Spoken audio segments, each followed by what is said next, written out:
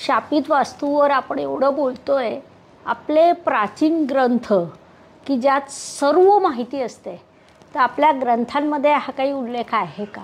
आणि हा जो पंचमहाभूतात्मक आविष्कार जो आहे तो दिशांमध्ये विशेषतः उपदिशांमध्ये विभागलेला आहे की जिथे पृथ्वी नसतं तिथे आकाश असतं आणि जिथे आकाश आहे तिथे पृथ्वी, म्हणजे कॉम्प्लिमेंटरी येते, दोन्ही एकमेकाशी निगडीत, परस्पर विरोधी आणि परस्पर पूरक अशा दोन्ही प्रकारे त्याचा आविष्कार असतो. की जेव्हा कुठल्याही वास्तूवरती विक्षेप देवतांचा प्रभाव असतो, ह्या विक्षेप देवतांचा लेअर जो आहे तो सगळ्यात बाहेरचा आहे. आपण जे अंतराळ म्हणतो ते की फक्त सेंट्रली कनेक्टेड नाही आहे. ते जे जसं तुमच्या ज्योतिषशास्त्रातल्या ज्या दिशा आहेत, तर पूर्व आहे 159 तुमच्या राशी आहेत, जे अग्नितत्व आहे हे पूर्वेत आहे. म्हणजे पूर्वेत कुठे आहे? ते आकाशात आहे.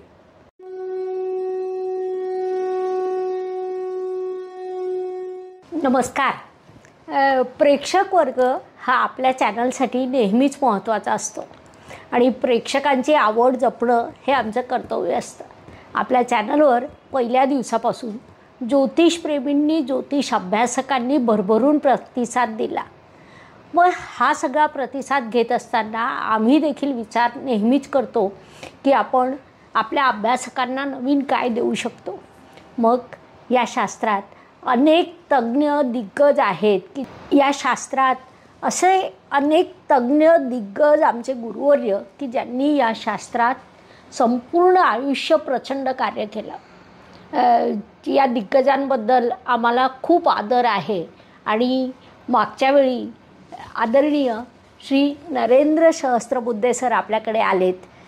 त्यांचं पॉडकास्टिंग हे त्यांनी ज्ञानाचे झरे ओपन केले किंवा जे ज्ञान आपल्याला इतरत्र कुठेही मिळालं नसतं ते सहज उपलब्ध करून दिलं. आणि अर्थातच तुम्ही सगळ्यांनी भरभरून प्रतिसाद दिला. 1000 मॅसेज आल्यावर आम्ही दुसरं पॉडकास्ट करणार होतो, तर 4500 मॅसेजेस आले आणि मग आम्ही दुसरं पॉडकास्ट करू शकलो. दुसऱ्या पॉडकास्टलासुद्धा भरभरून प्रतिसाद आले आणि त्यातून काही नवीन प्रश्नसुद्धा आलेत की जे आम्ही पहिल्या पॉडकास्टमध्ये घेऊ शकलो नव्हतो. आज प्रयत्न करूया की तुमचे सगळे सुप्त प्रश्न सॉल्व व्हावे किंवा तुम्हाला तुमच्या प्रश्नांची उत्तरं प्राप्त व्हावीत. कारण की तुमच्याकडनं मॅसेजमध्ये जे जे प्रश्न आलेले आहेत ते घेण्याचा आज आम्ही प्रयत्न करतो आहे. परंतु हा विषय इतका सखोल आहे, म्हणजे ज्योतिषशास्त्राला जर आपण समुद्र म्हटलं तर आपण ओंजळभर पाणी घेऊन अजून शोध करत आहोत की हे शास्त्र किती सखोल आहे. त्या पद्धतीने आपलं कार्य सुरू आहे आणि या कार्यात जेव्हा आपल्याला दिग्गज मार्गदर्शन देतात तेव्हा आपल्याला दिशा सापडते आणि आपण निश्चितच काहीतरी करू शकतो. ते सगळं ज्ञान आज पुन्हा एकदा आपल्यासाठी श्री सहस्त्रबुद्धे सर घेऊन आलेले आहेत. सर, तुमचं या चॅनलवर मनापासून स्वागत. आपण तिसऱ्यांदा भेटतो. मराठी चॅनलसाठी तिसऱ्यांदा आणि हिंदीसाठी एकदा. हिंदीचे 2 झाले. 5 वेळा भेटलो. बरोबर. म्हणजे प्रेक्षकांमुळे तज्ज्ञ दिग्गजांना भेटण्याची संधी मला लाभते. आपल्या माध्यमातून जनता जनार्दनांना भेटण्याची संधी मला लाभते. मला वाटतं सद्गुरू स्मरण करून आपण सुरुवात करूया. सद्गुरू साईनाथम च तत्शिष्यम श्री उपासनी सद्गुरुम देवीं गोदावरीं चैव वंदे गुरुपरंपरां.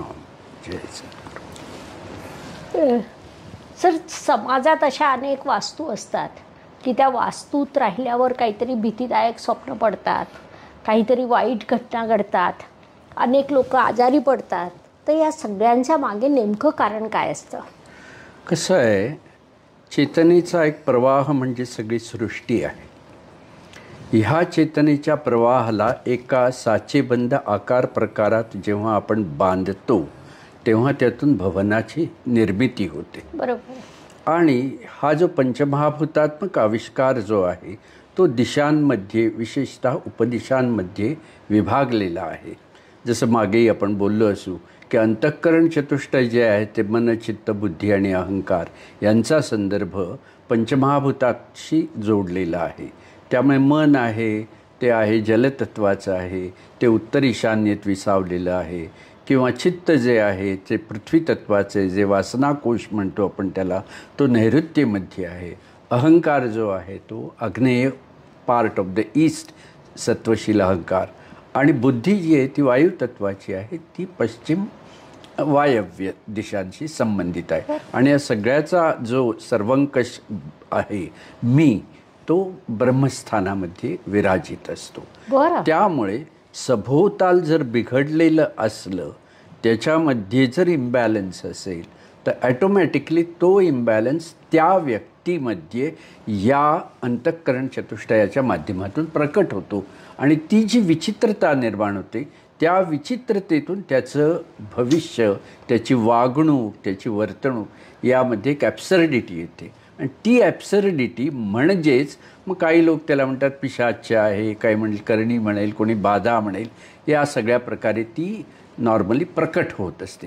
पण मूलतः तुमचं सभोवताल जे आहे ते सभोवताल आणि तुम्ही या दोघांचं म्हणजे ॲज इन मायक्रोकॉझम सो इन मॅक्रोकॉझम, यत ब्रह्मांडे यत पिंडे असं जे आपण म्हणतो की यत पिंडे तत् ब्रह्मांडे, हे जसं म्हणतो त्याला अनुलक्षून हे सर्व काही शास्त्र वास्तूचं रचलेलं आहे. आणि मग त्याच्यामध्ये जर पाहिलं आपण तर 5 लेयर्स आहेत की एक सेंट्रल आहे, ब्रह्मस्थान आहे, मग दैव आहे म्हणजे अधिदैविक आपण ज्याला म्हणतो, ते झाल्यावरती मानुष्य आहे, आणि मग त्याच्यानंतर पिशाच्य आहे, आणि त्याच्या पलीकडे विक्षेप देवतांचे, अशी वेगळी वेगळी वेगळी वेगळी एनर्जीचे ऑर्बिट्स आहेत. आणि त्यातून हे कॉन्शियसनेस जसा जसा प्रगट होईल त्याप्रमाणे त्या व्यक्तीमध्ये तो फरक दिसून येतो. आणि म्हणून आपल्यामध्ये की नक्षत्र, आय, व्यय अशा प्रकारे षड्वर्ग बल ज्याला म्हणतात वास्तूचं, पारंपरिक अयादी शास्त्र ज्याला म्हणतात, त्याचे काही संदर्भ आहेत. आणि ज्याला अयादी पाळता येत नाही त्यांच्यासाठी वास्तू महासूत्र आहे. त्या सूत्रानुसार ग्रहांचा, देवतांचा, तत्वांचा प्रभाव त्या एका सभोवतालात असतो आणि तोच त्या व्यक्तीमध्ये प्रतिबिंबित होत असतो. असा सगळा तो संदर्भ ॲज इन मॅक्रोकॉझम सो इन मायक्रोकॉझम असा तो असतो. खूप खूप वेगळं आहे. वास्तूचंही षडबल असतं. हा नवीन विषय आपल्या विद्यार्थ्यांपर्यंत आज पोहोचतो आहे असं मला वाटतं. आपण शापित घरांवर बोलतो, त्याची काही विशिष्ट लक्षणं असतात का? असं आहे, शापित जमीन ही शापित वास्तू. असं आहे की जेव्हा कुठल्याही वास्तूवरती विक्षेप देवतांचा प्रभाव असतो, ह्या विक्षेप देवतांचा लेअर जो आहे तो सगळ्यात बाहेरचा आहे. दिक्पालांचं बंधन जे आहे ते तोडून जेव्हा ऊर्जा भवनामध्ये प्रभावीपणे, आक्रमकपणे ब्रह्मस्थानाकडे कार्यान्वित होते, त्यावेळेला जी की ॲब्सर्डिटी, जी अनियमितता होते, त्यातनं हे सगळे शापित वास्तू वगैरे सगळे कन्सेप्ट्स, दृष्टिकोन निर्माण होत असतात.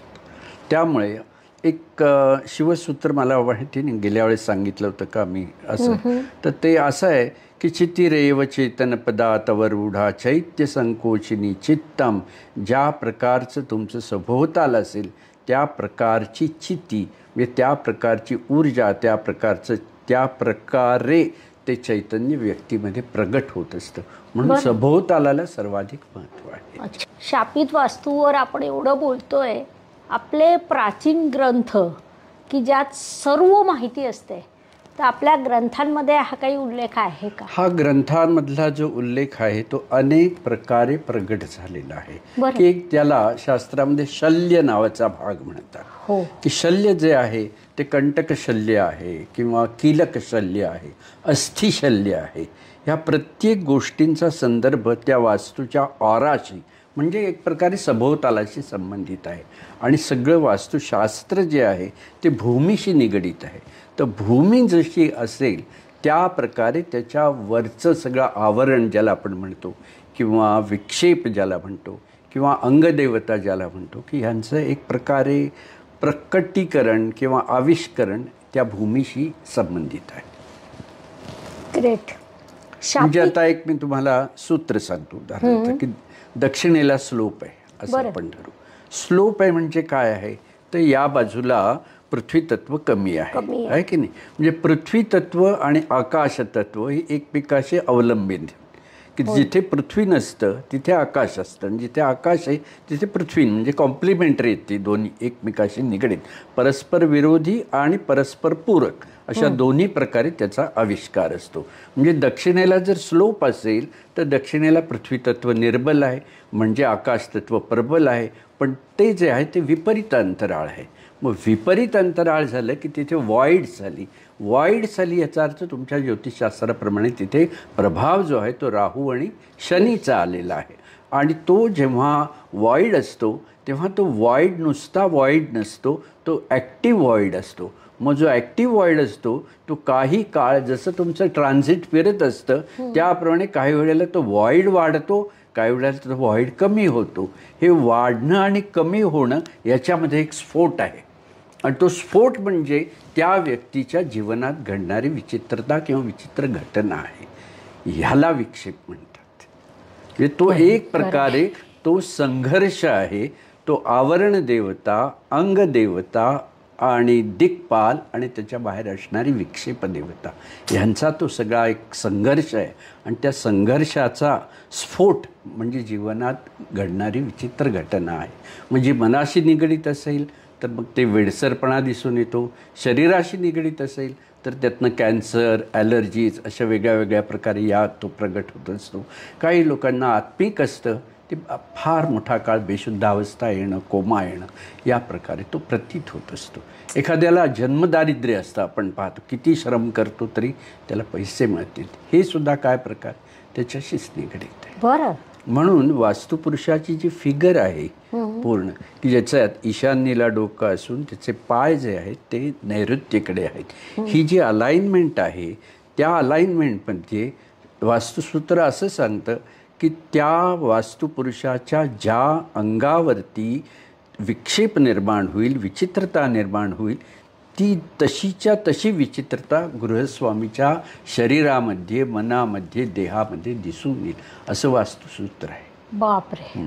त्यामुळे हा जो आपण पहिला संदर्भ पाहिला की ॲज इन मॅक्रोकॉझम सो इन मायक्रोकॉझम, या प्रकारे ते एकमेकाशी बिंब प्रतिबिंब पद्धतीनं कार्यान्वित होत असतं. यालाच घटबिंब सिद्धांत. घटबिंब. आपलं शास्त्र किती प्रकट होतं याबद्दल आपण बोललं तेवढं कमी आहे. आपल्या 11 ऋषीमुनींनी त्या काळात कोणतीही साधनं नसताना ही सर्व माहिती लिखित स्वरूपात ठेवलेली आहे. साधनं नव्हती असं म्हणणं चुकीचंच आहे. तुम्ही जुनी जर शिल्प पाहिली तर त्याच्यामध्ये दुर्बीण आहे, त्याच्यामध्ये माऊस आपण जो आज कम्प्युटरचा वापरतो, ह्या प्रकारची काही शिल्प सापडतात. मग ही जी शिल्प आहेत ती शिल्प डेफिनेटली एक असा मोठा काळ होऊन गेला की ज्या काळामध्ये हे सगळं नष्ट होऊन गेलं. जसं आपण पाहतो की महाभारत युद्धानंतर 2500 वर्षाचा काळ असा गेला की ज्या काळाचा इतिहासच अवेलेबल नाही. त्याच्यानंतर बुद्ध आणि महावीर आले.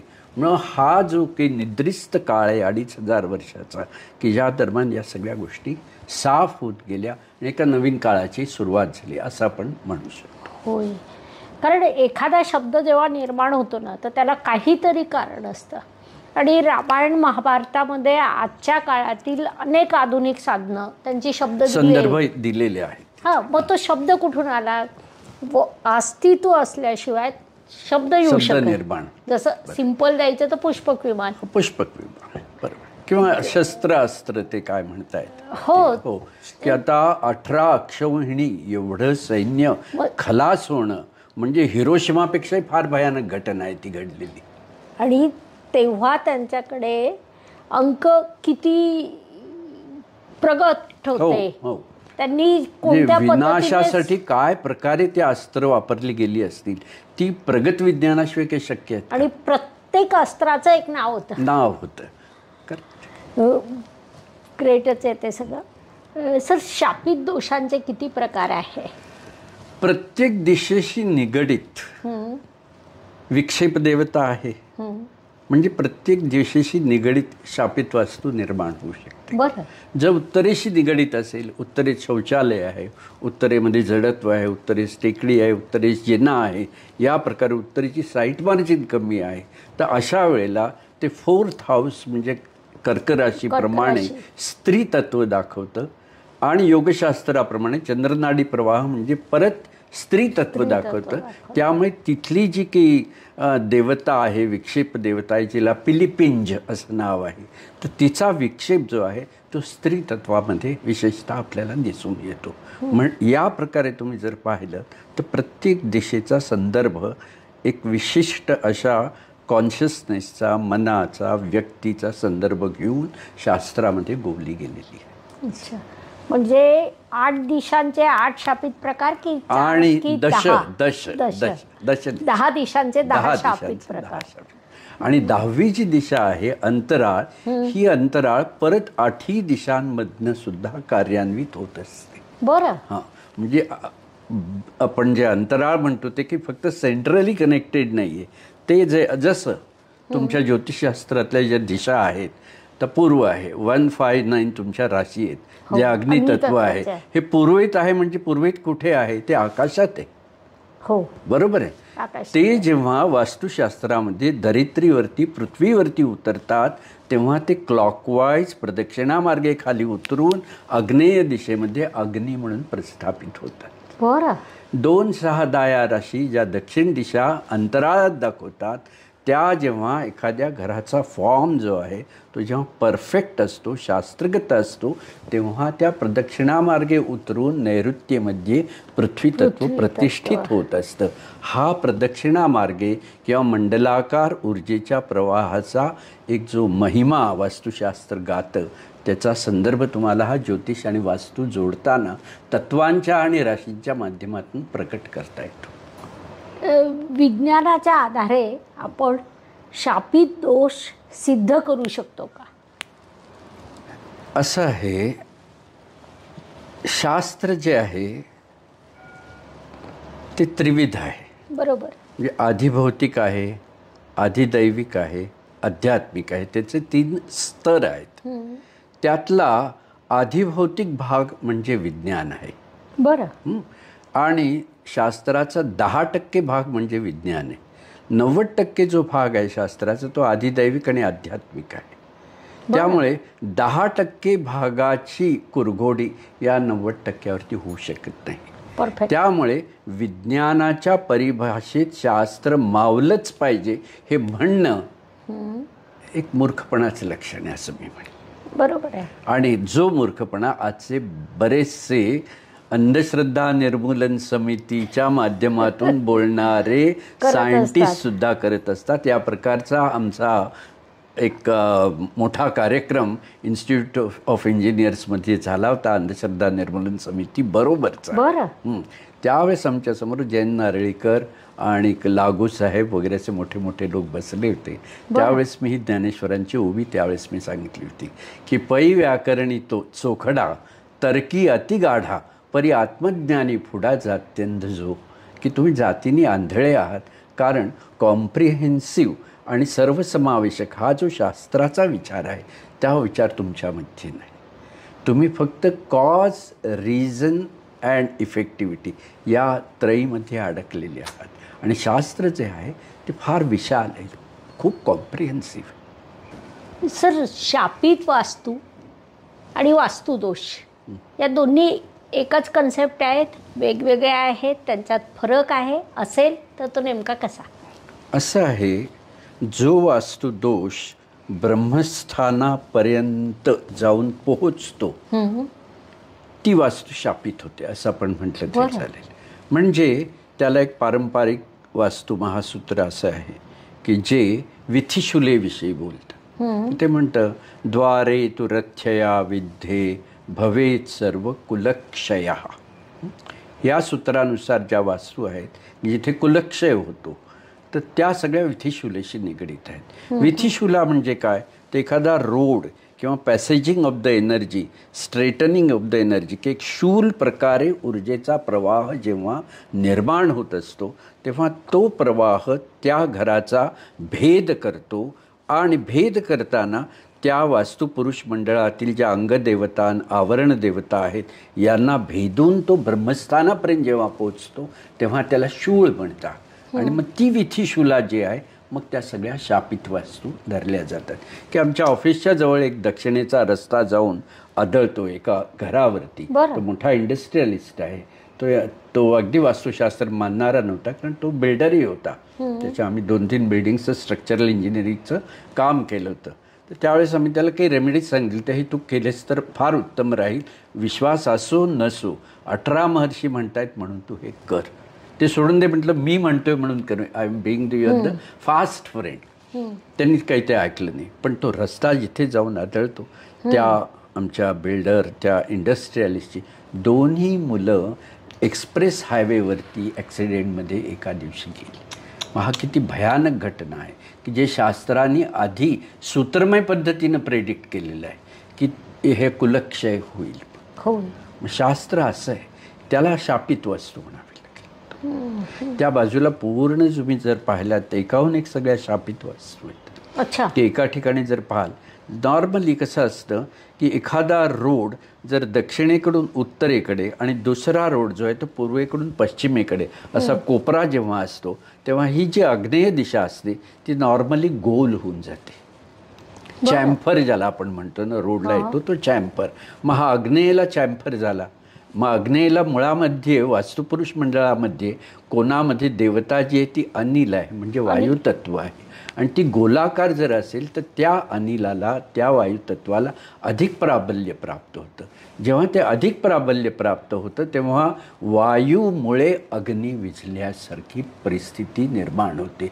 आणि अग्नी म्हणजे त्या घरातला मुलगा आहे शास्त्राप्रमाणे, कारण तो राईट ब्रेथ दाखवतो. म्हणून साऊथ ईस्ट अशी घरं आहेत तिथे की तो जो मुलगा आहे तो व्यसनाधीन होता. तो रात्री झोपला आणि त्याला झोपेमध्ये जे काही वॉमिटिंग झालं, all that got collected in lungs and he died at the age of what 28-29. मग अशा ज्या घटना आहेत ह्याला पुन्हा घटबिंब सिद्धांत असा आहे की जो प्लॉटवरती जो गोल आहे, ॲटोमॅटिकली त्या माणसाने बोरवेलसुद्धा आग्नेयलाच घेतलेली आहे. ॲटोमॅटिकली त्या घरामध्ये आग्नेय दिशेलाच शौचालय आहे. म्हणजे विपरीत अग्नी, प्रदूषित अग्नी ही सगळी दोन्ही स्थिती ज्या आहेत त्या एकमेकाशी जोडलेल्या आहेत. आणि अशा वेळेला आम्ही रूल ऑफ 1, 2, 3 म्हणतो की एक प्लॉटवरती दोष आहे, तोच भूमीवरती दिसून आला आणि तोच जर घरात दिसून आला तर शास्त्र ज्याप्रमाणे म्हणतं त्याप्रमाणे संतान हानीचा अनुभव आल्याशिवाय राहत नाही. हे आम्ही केस स्टडीजमधनं पाहिलं आणि सूत्रातनं शिकलं आहे.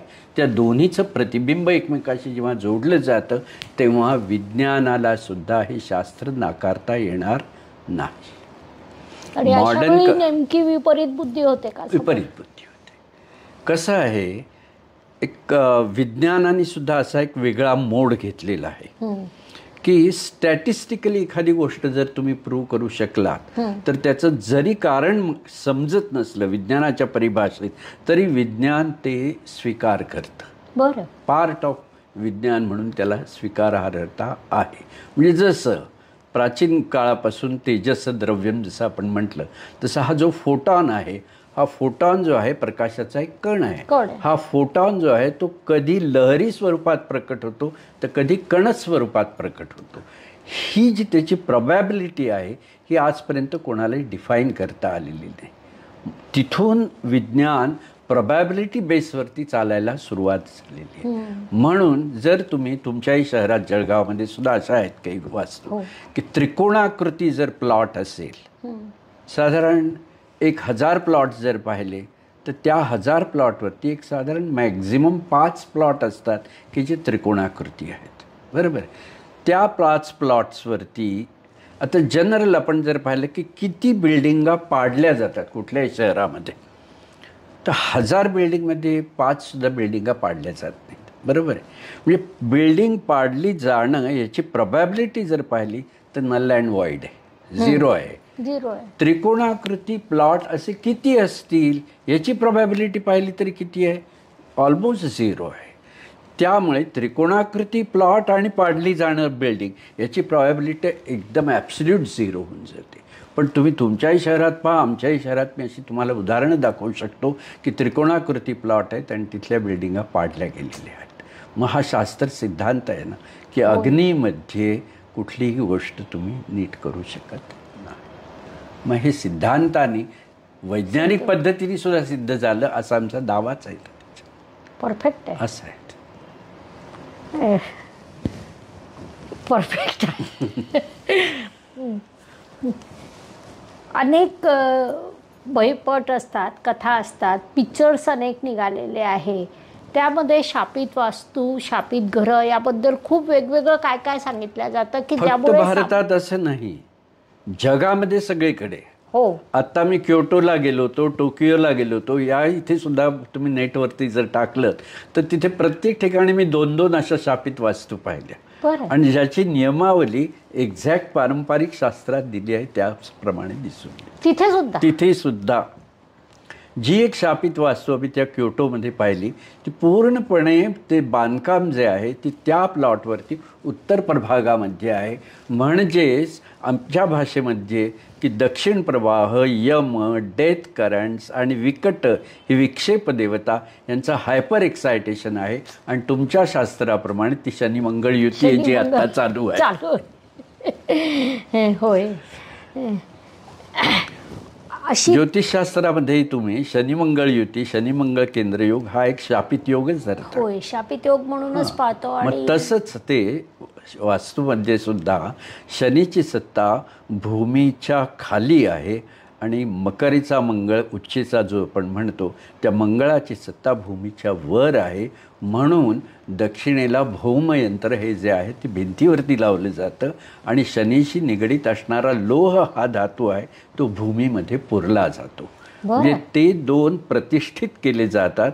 आणि म्हणून जेव्हा दक्षिणेला स्लोप असेल किंवा दक्षिणेचे तरंग स्पंदनं एखाद्या वास्तूत निर्माण होत असतात त्यावेळेस ते शनीचे तरंग बाहेर येतात आणि ते मंगळाला भेटतात. तेव्हा शनी मंगळ युती समान त्याचा प्रभाव होतो की जो आपण ज्योतिष आणि वास्तू या दोन्हीचा एक संगम या अशा प्रकारच्या अनेक उदाहरणातून पाहू शकतो. मग आपण जशा वास्तू पाहिल्या तर त्यांच्या पत्रिकांमध्ये सेम योग असतात. सेम योग दिसून येतात.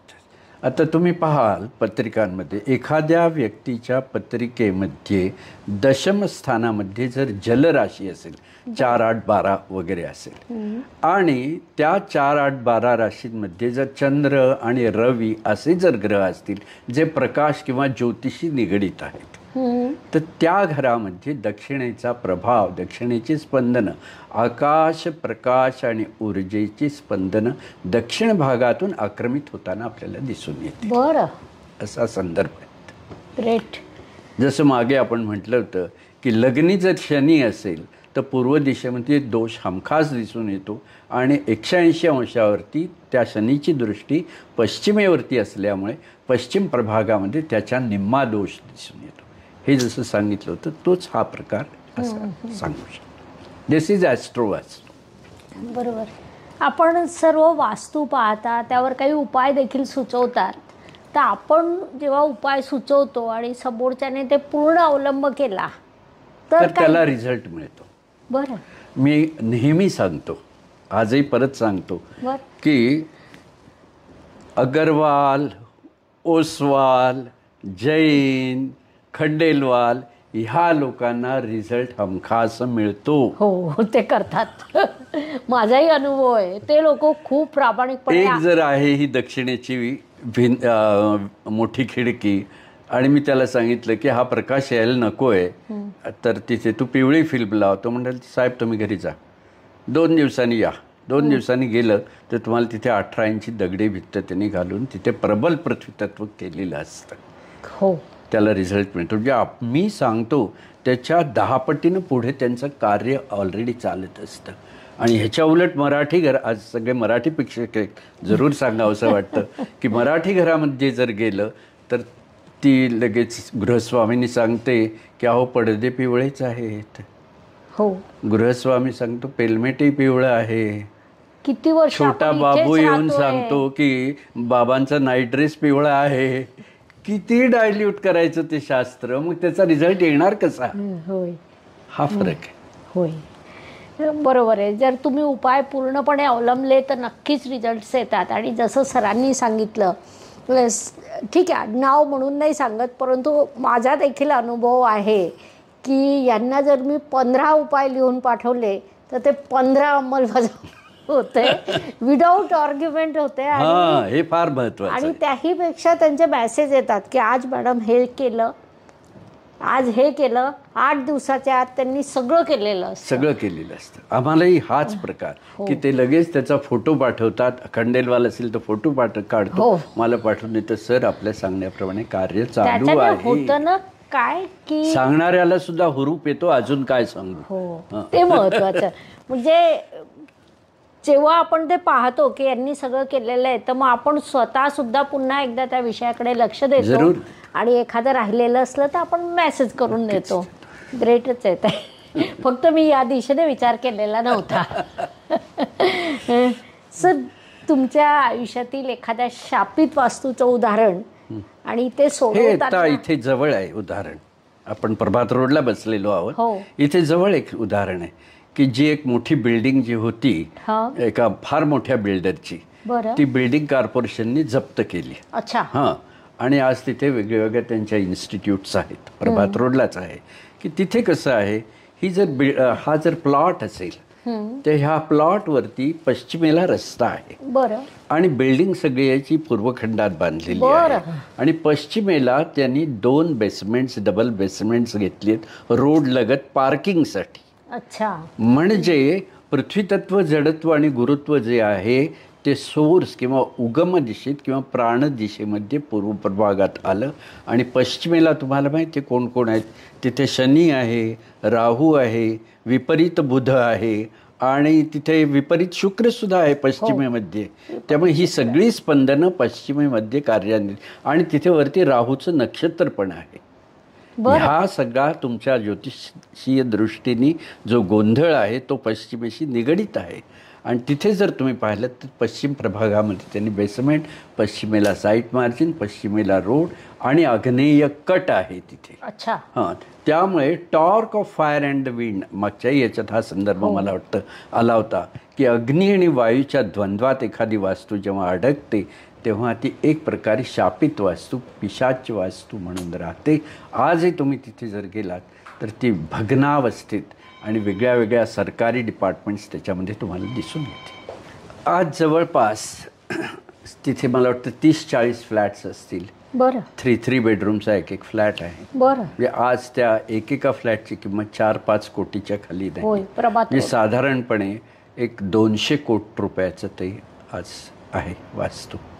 आणि ती वास्तू जी आहे ती अतिशय विपरीत अवस्थेत, म्हणजे कोणी जाऊन पाहू शकतो अशी ती वास्तू.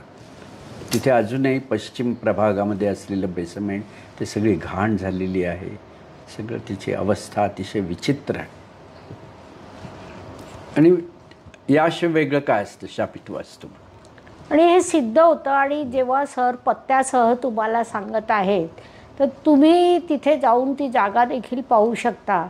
आणि सोपा विषय आहे की आज प्रभात रोडमध्ये जे फ्लॅट्सचे रेट चालू आहे तर 3 ते 4 कोटीचा एक फ्लॅट आहेच. मग अशा रोडवर अशा फ्लॅट्समध्ये जर 30 फ्लॅट भग्न अवस्थेत असतील तर त्याच्या मागे निश्चितच काहीतरी असं प्रबळ कारण असतं की जे कदाचित आपण व्यक्त करू शकत नाही, पण ते आहे. दुसरं एक उदाहरण मी देतो तुम्हाला. हां, द्या ना सर. की फर्ग्युसन रोड जिथे संपतो, जिथे ते ललित महल वगैरे हॉटेल येतं, तिथे डाव्या हाताला एक तुम्हाला भग्नावस्थित बिल्डिंग पाहायला मिळेल. बरं. त्या बिल्डिंगमध्ये पूर्णपणे उत्तरखंडामध्ये जुन्या टाईपचं कन्स्ट्रक्शन आहे जिथे लोक राहतात. आणि त्याच्या ईशान्येलाच बरोबर तुम्हाला औदुंबराचं एक अतिशय हेल्दी आणि मोठं झाड पाहायला मिळतं. आणि त्या बिल्डिंगचा आकार प्रकार जो आहे तो sea opening to south and partially वेस्टमध्ये डक्ट अशा पद्धतीचा आहे. आणि दक्षिणेला फार मोठी साईट मार्जिन आहे. म्हणजे हे जेव्हा आपण पाहतो आणि आज ती वास्तू नाही म्हटलं तरी 25 वर्ष ते तसंच्या तसं पडून आहे, कोणी करू शकलेलं नाही. आमच्या ऑफिसजवळची वास्तू आहे की ज्या ठिकाणी आग्नेय दिशेचा रस्ता येऊन त्याच्यावरती आदळतो, झोपडपट्टीला लागून असलेला मोठा प्लॉट आहे, तिथे सुद्धा आज प्लॉटची किंमत जी ते 10-15 हजार रुपये स्क्वेअर फुटाच्या खाली नाही. तिथे आजपर्यंत 7-8 बिल्डर येऊन गेले पण कोणीही बांधू शकलेलं नाही. अग्नेयाम शोकमा दिशेत असं सूत्र आहे. हां, की भूक, तहान, शोक, दाह आणि ताप या 5 प्रकारे अग्नेयचा प्रभाव कुठल्याही वास्तूमध्ये दिसून येतो. हे तुम्ही तिथे पाहू शकता. अशा सगळ्या घटना घडत असताना त्या कुटुंबात राहणाऱ्या व्यक्ती हे सगळं सहन करत असतात आणि त्याचा अर्थातच दुष्प्रभाव त्यांच्या मानसिक स्थितीवर होतो. नक्कीच. तर मग आपण त्यांना असं काही सायकॅट्रिस्टकडे जा किंवा असे काही सल्ले देतो का? काय आहे की बऱ्याचशा इव्हन ग्रेट फिजिशियन्सचं सुद्धा असं म्हणणं आहे की सायकिएट्रिस्ट काय करतात तर एक प्रकारे तो ब्रेन डेडची थिअरी आहे त्यांची. बरं. अशी काहीतरी औषधं देतात की तो माणूस एक व्हेजिटेशन म्हणून राहतो, मेला तर परवडेल अशी त्याची स्थिती लोक करून टाकतात. अशा वेळेला वास्तू, योग, ज्योतिष, संगीत आणि आयुर्वेद ही जी आपण 5 दर्शनशास्त्राची उपांग म्हणतो, या उपांगांना साधारण महत्त्व आहे. माझं तर म्हणणं आहे सायकिएट्रिस्टकडे जायच्या अगोदर माणसाने चांगल्या एखाद्या योगी व्यक्तीकडनं प्राणायाम शिकून घ्यावा. आमच्या BK अय्यंगारची मोठी इन्स्टिट्यूट आहे, ती इन्स्टिट्यूट वास्तूच्या दृष्टीने तुम्ही पाहाल तर अप्रतिम आहे. त्याचा आकार प्रकार जो आहे तो आमच्या शास्त्राप्रमाणे तो सी ओपनिंग टू नॉर्थ असा आहे. अशा ठिकाणी जावं आणि ते शास्त्र शिकून घ्या. आपले 5ही शास्त्र दैवी शास्त्र. दैवी शास्त्र. ग्रेट. साधारणपणे एखाद्या मानसिक परिणाम होऊ घातलेल्या व्यक्तीमध्ये जर तुम्ही रेग्युलर कपालभाती किंवा सुदर्शन क्रिया की ज्याच्यामध्ये रिदमिक डायनॅमिक ब्रिदिंग टेक्निक आहे की ज्याचा इमिजिएट इफेक्ट माणसाच्या ऑरावरती दिसून येऊ शकतो, ही जर तुम्ही रेग्युलर करून घेतलीत. इथे निमन्स म्हणून बंगलोरला संस्था आहे मेंटल हेल्थ संबंधात, तिथे आर्ट ऑफ लिव्हिंगचे तुम्ही जर पाहाल. ओके ओके ओके, काही हरकत नाही. निमन्समध्ये जर तुम्ही पाहाल आर्ट ऑफ लिव्हिंगचे आमचे टीचर्स जाऊन त्यांनी तिथे सुदर्शन क्रिया त्या लोकांवरती करून घेतल्यानंतर त्यांच्यामध्ये असाधारण फरक दिसून आला. हा प्राणाचा होणारा मनावरचा पॉझिटिव्ह इफेक्ट तिथे सिद्ध झालेला आहे, जो विज्ञानाच्या परिभाषेत कदाचित धरता येणार नाही. शेवटी सर्व खेळ जो आहे तो प्राणशक्तीचा आहे. वास्तूमध्ये सुद्धा जो आहे की आपण उत्तरेकडून दक्षिणेकडे जैविक ऊर्जा म्हणतो, जी जीवाशी निगडीत आहे, जी गुरुतत्वाशी निगडीत आहे, जी कर्केच्या गुरुशी उत्तरेशी निगडीत आहे. आणि गुरुचं दुसरं नाव जीव आहे. जीवहानी करोती, हां, हे जे सूत्र आहे ना तुमचं, त्या सूत्राला धरून तर उत्तरेची जैविक ऊर्जा आहे आणि पूर्वेची आदित्य प्रवाह म्हणजे प्राणिक ऊर्जा आहे. त्यामुळे या 2 ऊर्जांचा ज्या भवनामध्ये प्रीतिसंगम होतो ती वास्तू दैवी असते. आणि ह्या 2 ऊर्जांचा जिथे आक्रमकपणे संघर्षमयता जिथे येते ती शापित वास्तू असते, अशी त्याची साधी व्याख्या करता येईल. होय, ते जीवहानी बोललात तुम्ही. शनीच्या राशीत गुरु असला आणि गुरुच्या राशीत शनी असला, असं ते मूळ सूत्र आहे. शनीच्या राशीत किंवा शनीचं मुख्य जी दिशा आहे ती दक्षिण. ती दक्षिण आहे. काय सुंदर सूत्र आहे ते, छानच. या समस्येने काही लोक ग्रासलेले असतात, परंतु तरीसुद्धा ते उपाय करू शकत नाही, करू इच्छित नाही किंवा त्यांना तसे योग नसतात. असं आहे, हे सर्व मान्य आहे. पण आता इथे मी बसताना उत्तरेकडे मुख करून बसणं मला शक्य आहे का? कोणाला? होय, शक्य आहे. कोणाला? प्रत्येकाच्या घरामध्ये 8 दिशा आहेत, बिघडलेल्या जरी असल्या तरी बसताना जर मी उत्तरेकडे तोंड करून बसलो तर मी चंद्रनाडीच्या प्रवाहांना सहज प्राप्त होत असतो. होय. राईट साईड जी माझी आहे ती पूर्वतत्वाकडे म्हणजे रवितत्वाकडे म्हणजे पिंगलेला बॅलन्सिंग करणारी आहे. आणि लेफ्ट जी आहे की ज्या जागी वरुण आहे, ज्या जागी मित्रदेवता आहे, ज्या जागी वायव्येला चंद्र आहे तुमचा आकाशामध्ये, आणि आमचा खाली पृथ्वी तत्वामध्ये येताना क्लॉकवाईज प्रदक्षिणा मार्गे तो सोमदेवतेमध्ये विराजित असतो. मग हे तर माझ्या हातात आहे की नाही? हे तर केलंच पाहिजे. की साधा जो संदर्भ आहे की दक्षिणेकडे डोकं करून झोपावं आणि ती दक्षिण बंद असावी. नाहीतर दक्षिणेला मोठी खिडकी आणि दक्षिणेकडे डोकं करून झोपलो तर त्याचा परिणाम होणार नाही. ह्याला म्हणून आम्ही म्हणतो की ग्रह, तत्व, देवता, दिशा आणि ऊर्जा पंचमस्तंभी वास्तुशास्त्र आहे. 5 डायमेन्शन्स ऑफ शास्त्र असं आपण म्हणतो. सर, आपण जेव्हा वास्तुशास्त्राचा अभ्यास सुरू केला अगदी सुरुवातीलाच, तेव्हा 100 घरं निवडली होती. शापित घरं. मागच्या आपल्या पॉडकास्टमध्येही विषय आला होता. त्याला अनुसरून अनेक अभ्यासकांचा प्रश्न त्याला भरपूर आलेले आहेत की ती घरं तुम्ही कशी निवडली. घरं निवडण्यापेक्षा रोज न्यूजपेपर वाचतो ना आपण. होय. न्यूजपेपरमध्ये उदाहरणं येतात की नाही. अमुका विहिरीत बुडून. आत्ता आम्ही रिसेंटली न्यूजपेपरमध्ये 8च दिवसापूर्वी एका गावामध्ये ते विहिरीमध्ये बुडून मुलगा मेला. आत्ता रिसेंटली एक आलाय की एक बिबट्याने एक मूल उचलून नेलं. असे आहेत. ही सगळी जी उदाहरणं आहेत ती घरं आम्ही जाऊन तपासतो की जिथे विपरीत घटना घडली आहे ती सगळी घरं तपासणं, पाहणं आणि शास्त्र सिद्धांताशी जोखणं हे शास्त्र शिकायची खरं लक्षण आहे.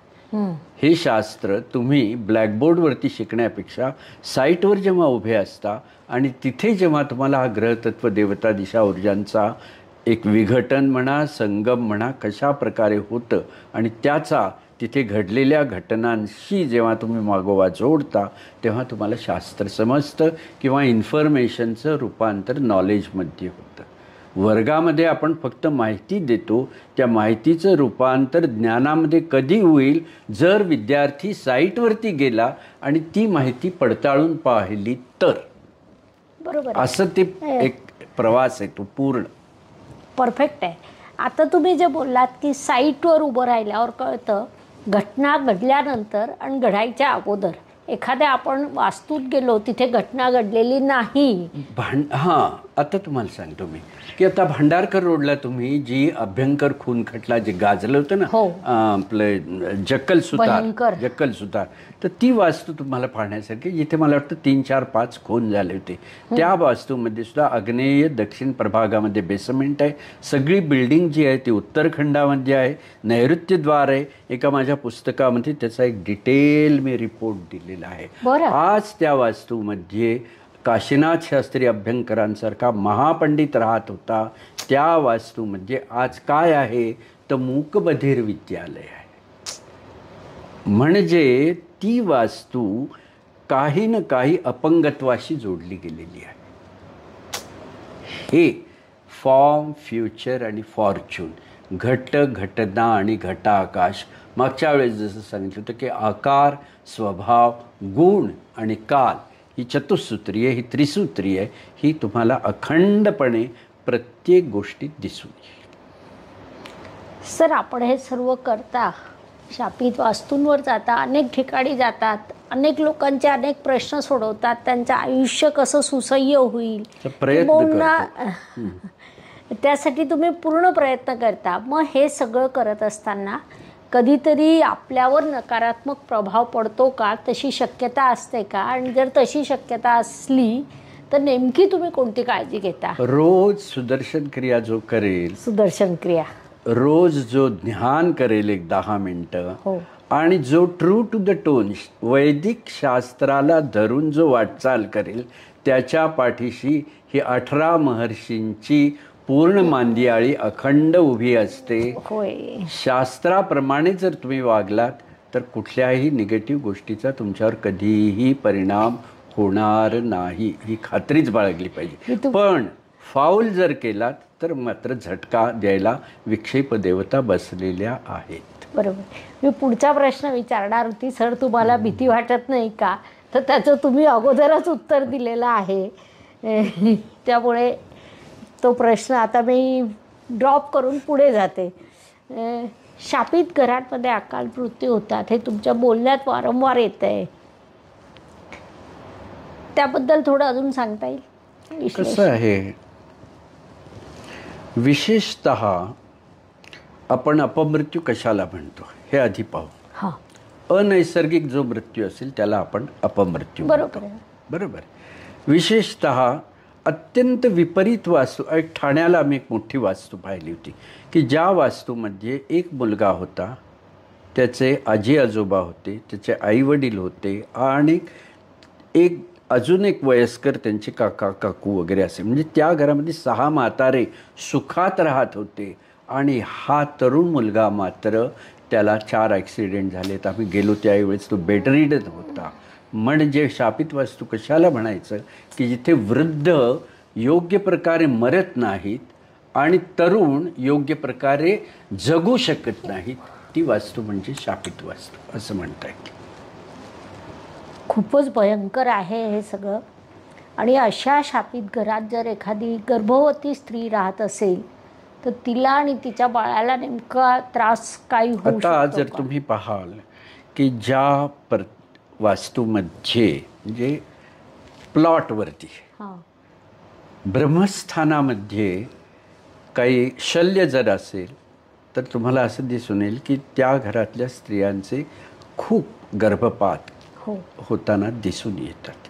म्हणजे एक भाग झाला. दुसरी गोष्ट, ज्या घरामध्ये पूर्व बंद आहे, आग्नेय द्वार आहे आणि दक्षिणेमध्ये दोष आहे, तर अशा घरामध्ये सुद्धा संतानहानी दिसून येते. अशा प्रकारे प्रत्येक दिशेचा असणारा तत्वाशी संबद्ध हा जेव्हा बिघडतो त्यावेळेस पत्रिकेतील ग्रह बिघडलेले नसताना सुद्धा त्या व्यक्तीला त्या प्रकारे भोग भोगावे लागतात. आणि भोग या गोष्टीशी जेव्हा आपण शब्दाशी जेव्हा येतो तेव्हा मग ते प्रारब्ध, संचित, क्रियमाण, सभोवताल आणि तुमचा देवता निकष या सगळ्या गोष्टी लाईनीने येतात, ज्या विज्ञानाला मान्य नाहीत. आता तुमच्याशी बोलताना एक विषय लक्षात आला की मधला एक काळ असा होता की जेव्हा ब्रह्मस्थानातला जिना की जो हॉलमधून वर जातो ती एक फॅशन झाली होती आणि त्याच्यानंतर आपल्याकडे संततीसाठी येणारे जातक मोठ्या प्रमाणावर वाढले. म्हणजे हे पण स्टॅटिस्टिकच आहे, फक्त आपण त्याचा अभ्यास आम्ही नाही करू शकलो. अशा वेळेस पारंपरिक शास्त्रामध्ये उपपीठ रचनेमध्ये जो रत्नाध्याय म्हणून विधिला, जो प्रत्येकाने केला पाहिजे. अच्छा. पूर्ण रत्नाध्याय जरी केला नाही तरी चालेल, पण एक जर चांगल्या क्वालिटीचा रुबी तुम्ही ब्रह्मस्थानामध्ये उत्तमातल्या उत्तम योगावरती जर प्रतिष्ठित केला, सेंटर ऑफ द हाऊस, तर त्याने सुद्धा जेव्हा सूर्य योग्य जागी येतो तेव्हा ग्रहमंडल आपोआप मार्गी लागतं. हे जसं आहे तसं ब्रह्मस्थानामध्ये माणिक जर प्रतिष्ठित झाला, तो योग्य अशा मुहूर्तावरती झाला, तर त्याला आपण काल दिश समयोचित असं म्हणतो. म्हणजे काळाची स्पंदनं आणि काळाची आवर्तनं आणि दिशांची स्पंदनं यांचा जेव्हा एकत्रित मेळ होतो तेव्हा येणारा काळ जो आहे, समय जो आहे, तो उचितच येतो, योग्य येतो. याला काल दिश समयोचित अशी टर्मिनॉलॉजी पारंपरिक शास्त्रात वापरली जाते. म्हणून मुहूर्ताला वास्तुशास्त्रामध्ये असाधारण महत्त्व आहे. होय, मुहूर्ताला असाधारण महत्त्व आहे. आणि जाता जाता सरांनी आपल्याला शेवटी हा जो उपाय दिला आहे ब्रह्मस्थानात माणिक आणि योग्य मुहूर्तावर, तो अत्यंत महत्त्वाचा आहे. आपल्याला देखील माहिती आहे की सूर्य मध्यभागी आहे आणि त्याच्या भोवती सर्व ग्रह फिरतात, त्यामुळे त्याचाच अवलंब आपण वास्तूत करतो. जिथे प्रकाश आहे तिथे अंधार नसतो, म्हणजे तिथे राहू नसतो, म्हणजे तिथे शनी नसतो, म्हणजे तिथे शापितता निघून जाते. एवढं साधं आहे की ज्या भवनामध्ये अशा प्रकारचे अनुभव येत असतील त्यांनी साधारणपणे आपल्या घराचा सेंटर पाहावा आणि तिथे एक रुबी जमत असेल तर का 1/2 ग्रॅम का होईना गोल्ड तिथे जरूर त्यांनी उत्तम मुहूर्तावरती प्रतिष्ठित करावं. आणि तो एक फार मोठा एक उपाय राहील की ज्यामुळे सभोवतालच्या दिक्काल ज्याला आपण म्हणतो की दिशा आणि काळ एकमेकांच्या बरोबर संयुक्त होतील, असं होऊ शकतं. खूपच छान सर, आजही तुम्ही आम्हाला ज्ञान दिलं, त्यासोबत अत्यंत महत्त्वाचा उपाय सरांनी दिलेला आहे. ज्यांना ज्यांना आपल्या घरात या प्रकारचा त्रास असेल त्यांनी या उपायाचा अवलंब नक्कीच करावा. तुमचे अजूनही काही प्रश्न असतील तर ते कमेंट सेक्शनमध्ये विचारावे. डिस्क्रिप्शन बॉक्समध्ये मी सरांचा मोबाईल नंबर दिलेला असतो, त्यांच्या PAचा नंबर दिलेला असतो आणि तिथे लिहिलेलं देखील असतं की अधिक माहिती तुम्ही इथे विचारा. तर कृपा करून मला मेसेज करू नका, सरांना, सरांच्या PAंना मेसेज करा, कारण माझं क्षेत्र हे फक्त वैदिक ज्योतिषशास्त्र आहे. वास्तूवर मी कार्य करत नाही. तुमचे वास्तू संदर्भातले सर्व प्रश्न तुम्ही सरांच्या PAचे नंबर दिलेले असतात आपल्या डिस्क्रिप्शन बॉक्समध्ये, तिथे विचारा. त्याहीपेक्षा मी सांगेल, सरांच्या कार्यशाळा होत असतात. उद्याला आपण कार्यशाळा घेतोय. नाही, पण ते आता येऊ शकत नाही. आता नाही येऊ शकत. सरांच्या 3 दिवसाच्या कार्यशाळा असतात आणि 3 दिवसांमध्ये अत्यंत सखोल वास्तुशास्त्राचं ज्ञान तुम्हाला प्राप्त होऊ शकतं. त्यामुळे त्या कार्यशाळांचा देखील लाभ घ्यावा. सर साईट व्हिजिट खूप कमी करू शकतात. त्यामुळे तुमच्या अनेकांचे मला त्यासाठी फोन देखील असतात. ते सुद्धा तुम्ही त्यांच्या PAकडनं अपॉइंटमेंट घ्यावी. पण माझ्या अनुभवाप्रमाणे सरांची साईट व्हिजिटसाठी अपॉइंटमेंट मिळवायला कमीत कमी 6 महिने लागतात, कारण मला माझ्या जातकांनी हा निरोप दिलेला. तर सर, आपण वेळात वेळ काढून आलात त्याबद्दल खूप खूप धन्यवाद. आपण सगळ्या जनता जनार्दनाशी मला जोडण्याचं जे काम करता आहात तो एक प्रकारे ऋषींचाच संकेत असं मी धरतो आणि आपल्या महान कार्याला मी आपल्याला नमस्कार करतो. नमस्कार. शास्त्राचा अभ्यास करण्यासाठी माझी मराठीतून 11, हिंदीतून 2 अशी पुस्तकं प्रकाशित झाली आहे. विशेष बाब म्हणजे मी स्वतः संशोधित केलेली ज्योती जोशी पद्धती अर्थात JJ पद्धती या विषयावर स्वतंत्र ग्रंथ उपलब्ध आहे. त्याचा देखील लाभ घ्यावा. यूट्यूबची कार्यप्रणाली ही मुख्यतः लाईक, शेअर आणि सबस्क्राईबवर चालते. Please like, share and subscribe the channel. धन्यवाद. शुभम भवतु. जय ज्योतिष.